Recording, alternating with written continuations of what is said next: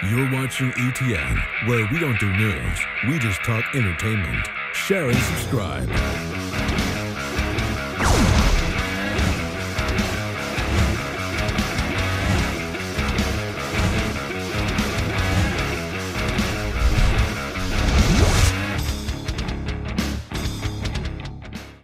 Hey guys, welcome to Entertainment Talk Nation. This is Rob.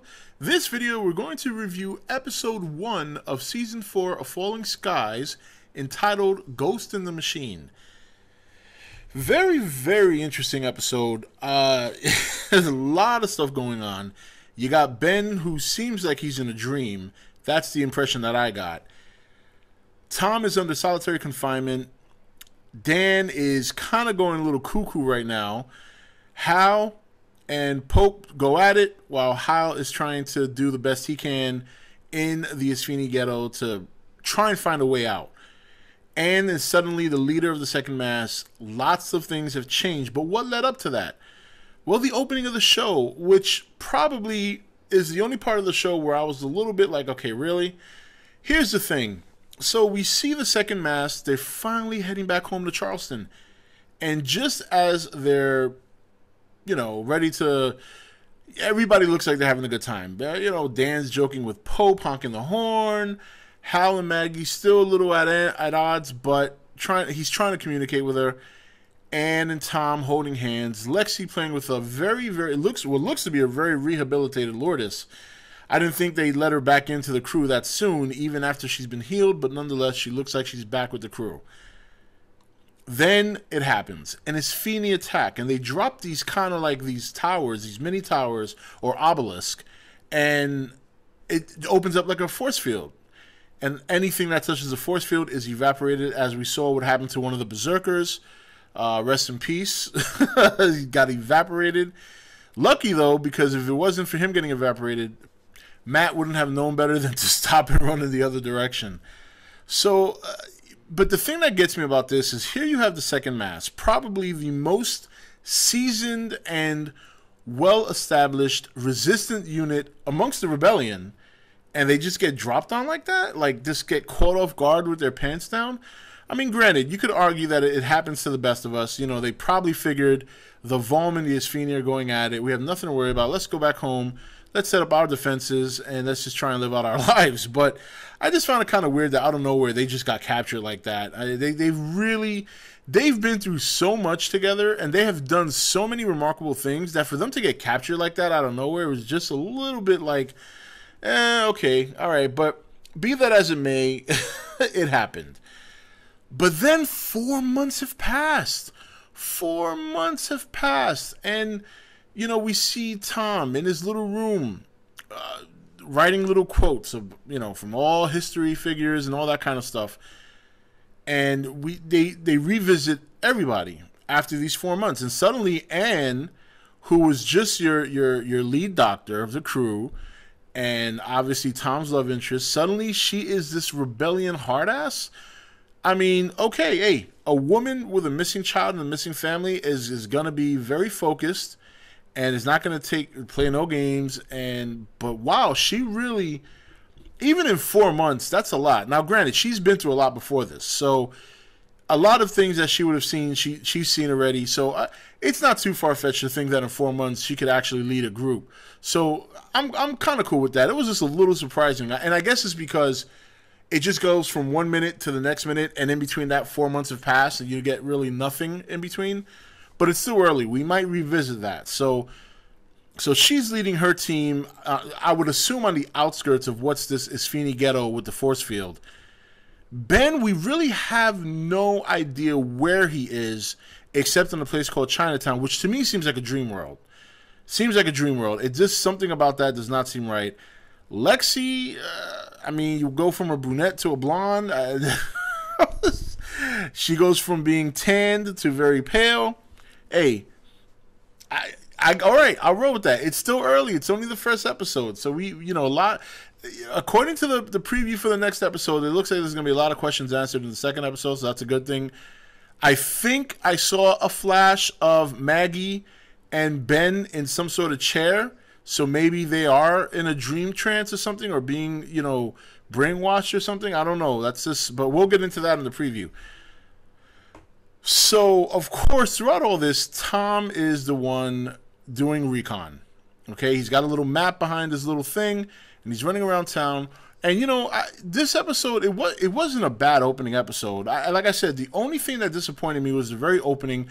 I just find it hard to believe that the second mass at this point in this stage of the game, can just be so easily captured and caught off guard. I mean, to me, they should have known that going back home would probably be not, you know, I mean, you want to go back home, fine, but that's probably the one thing you should have your guard up for the most, because that's probably the one move the Esphini would see coming. So you know they're going to prep for that. So I just find their capture to be a little bit like really just completely doesn't fit in with what they've done in the last 3 seasons, what that team has accomplished. But nonetheless, I mean, the whole force field thing is really cool. It's new. I thought it was really cool. The flying, I'm going to say a flying skitter. We don't have a name for it yet, but the one that came down and wrapped around a guy and took him, that was pretty cool. That was another new thing that we hadn't seen before. We find out that the Vome is no longer on Earth, with the exception of a couple of recon teams. I don't know what their plans are for the Vome going forward. So I think, and maybe they don't either, which is why conveniently, suddenly, they have to head back to their location to save their people. So that just could be something that they might have done during writing the story to buy them time to find something for the Vome. Because that was a big deal last year with the whole sending them off to Brazil and trying to send them off to Brazil, being involved in the big fight against the Esphini and all this stuff.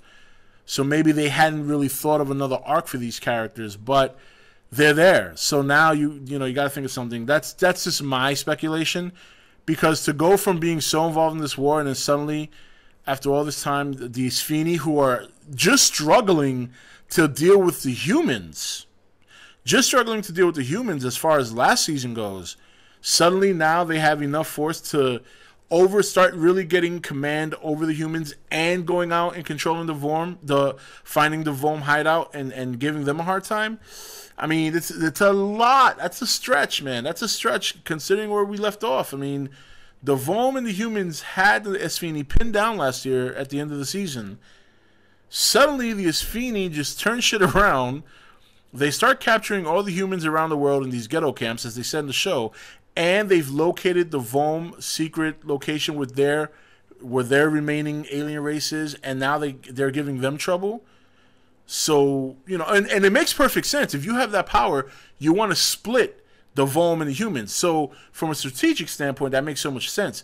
I just didn't know that they had so, many reserves. Maybe they underestimated the humans and now they decided to pull out all stops. Makes perfect sense.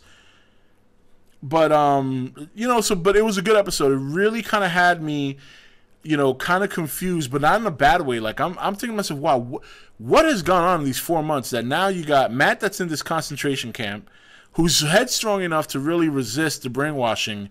He's going along with it. So it goes to show you that he's very seasoned himself.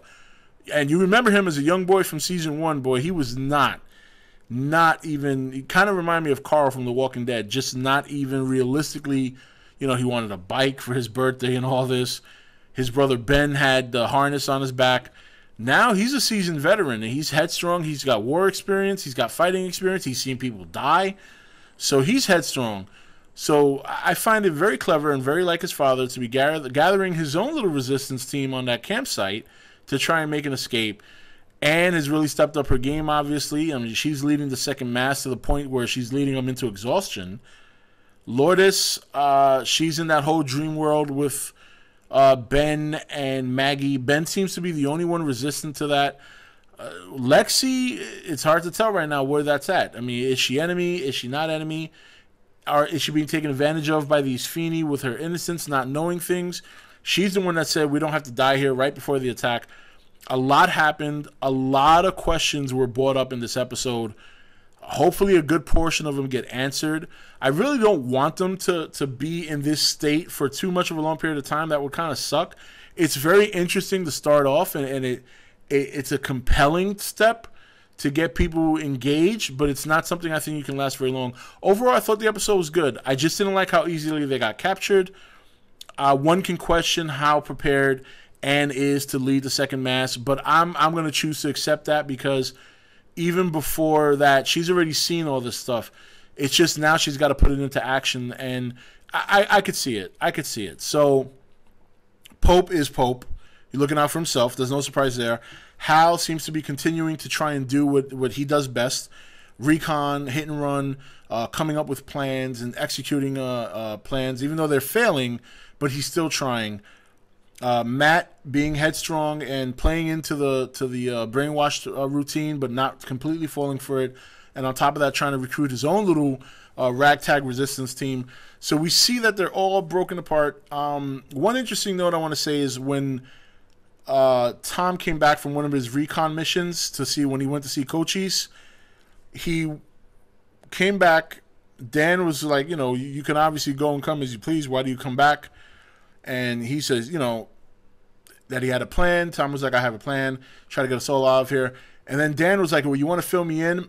And then Tom gave him this funny look. And the first thing I thought of when he said that, when Tom gave him that look was, oh, he must think that Dan might be under some sort of control and wants to get information out of him. Because Dan is not altogether there. You don't know if he has been tortured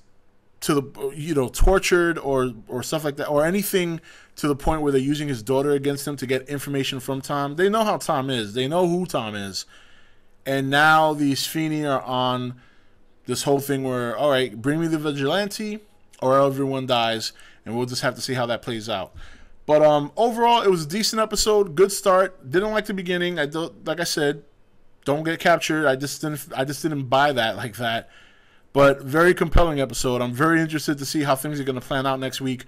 And we'll do our preview video this week. We'll talk about that little preview at the end of the episode. Maggie and Ben getting it on. That's some shit right there.